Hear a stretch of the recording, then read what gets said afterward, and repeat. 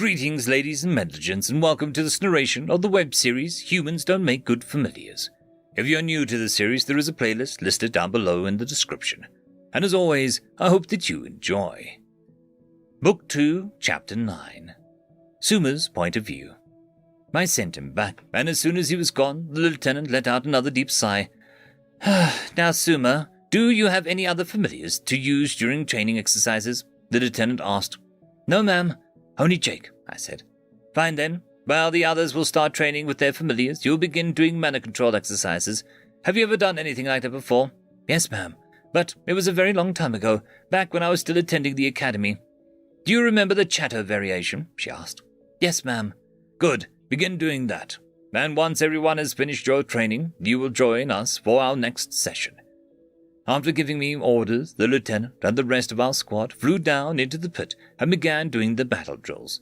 I found a quiet corner by myself and began my own exercises. Mana control exercises are exactly what they sound like.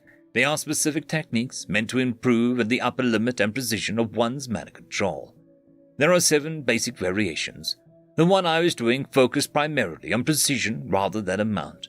You start by forming mana into a triangle state, then shape it. I also started with a sphere when I did them in the academy, then moved on to more complex shapes like pyramids and squares. It was easy enough to get started, and before long, I was shaping my mana into increasingly complex structures. Just as I was about to finish a dodecahedron, I lost focus and the shape erupted. There is no danger when it fails, but it does release some force, so the feathers of my outstretched wings were ruffled slightly. I relaxed for a moment, pulling my wings back to my sides to release some of the tension before starting again. I took a deep breath and began. This time, rather than starting from the first shape, I started from just slightly before I lost control. I was able to make it a bit further this time, almost beating my own personal record from the academy days. But just as I was about to, someone shouted, "Suma, dodge!"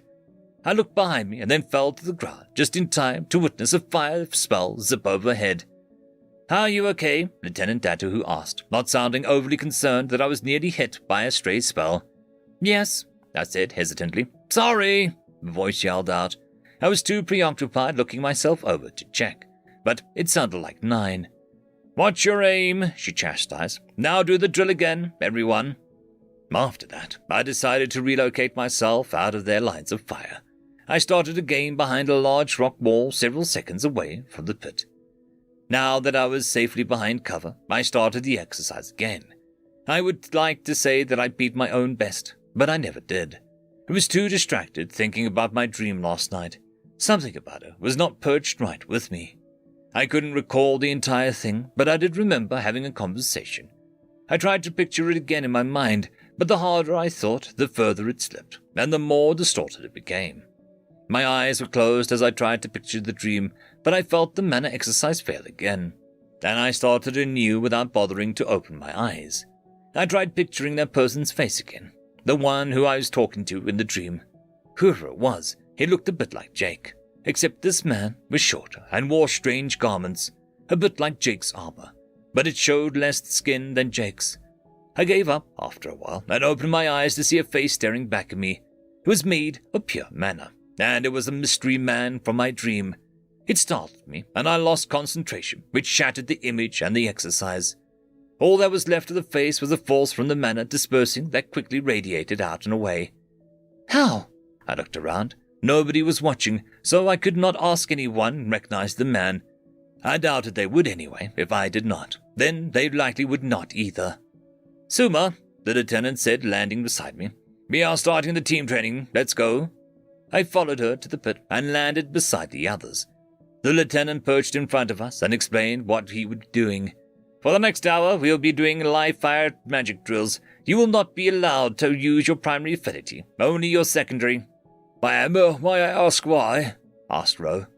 If you only train your single affinity, then situations in which that affinity is useless will cripple you. If you only learn water-type magics, then a desert will be your undoing. Alternatively, if you all can do is fight, then all you'll be useless all other times.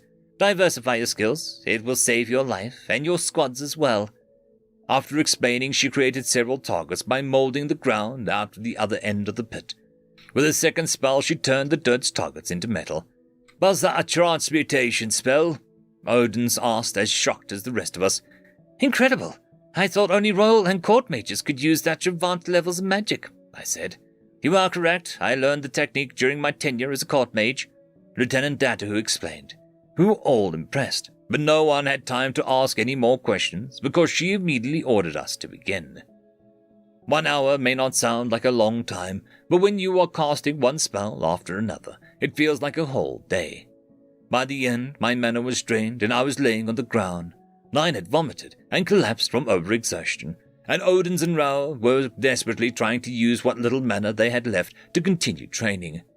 I would have been impressed with them if I did not know the reason. They were competing to see which one would last longer before passing out. Odin's was victorious in the end, but only by a few seconds.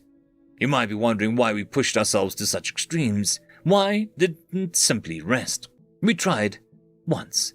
9 rested for a moment, but soon after his target started moving towards him and attacked him by shooting chunks of metal from itself.